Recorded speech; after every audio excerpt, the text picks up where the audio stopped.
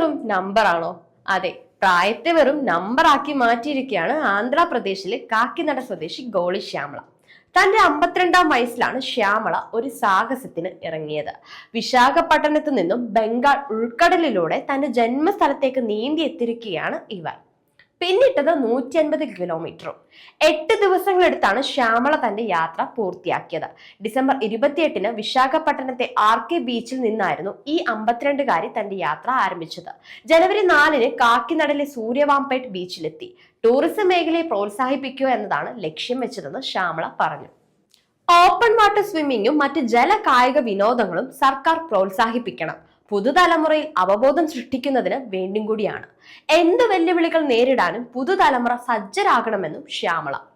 ഭർത്താവിനൊപ്പം കാക്കിനടയിൽ നിന്നും ഹൈദരാബാദിലേക്ക് താമസം മാറിയ ശേഷം ആനിമേഷൻ കോഴ്സ് പഠിച്ച ശ്യാമള ഒരു സ്റ്റുഡിയോ ആരംഭിച്ചു.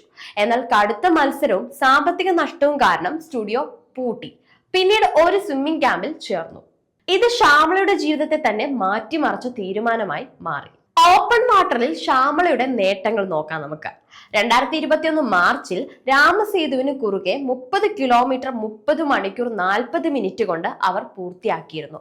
ആ വർഷ അവസാനം US-ലെ കാറ്റ്ലീന ദ്വീപിലെ മഞ്ഞുമൂടിയ വെള്ളത്തിലായിരുന്നു ശ്യാമളയുടെ സാഹസികതയും. 12 ഡിഗ്രി സെൽഷ്യസ് വരെ താഴ്ന്ന താപനിലയിൽ 19 മണിക്കൂറിൽ ലോസ് ഏഞ്ചൽസിലേക്കാണ് അവർ നീന്തിയെത്തിയത്.